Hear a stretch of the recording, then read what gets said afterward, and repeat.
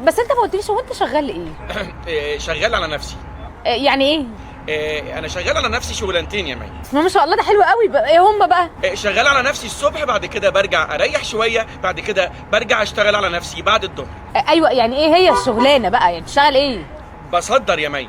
بتصدر ايه؟ بصدر طاقه ايجابيه للاحباء والخلان والاعزاء. ايه ده ايه ده إيه؟ لا انت فهمتني غلط، انا قصدي الشغلانه اللي بتاكل منها عيش. بتجيب فلوس منين؟ احييكي على السؤال ده يا مي، لان السؤال هنا بيفرض نفسه. هل بالطاقه الايجابيه يا جماعه نقدر نكسب فلوس؟ الاجابه نعم، والعكس صحيح. هديكي مثال.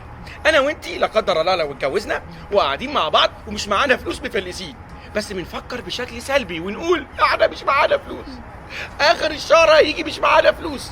قانون الجذب بيقول لك ايه؟ فعلا هيجي اخر الشهر ومش معانا فلوس.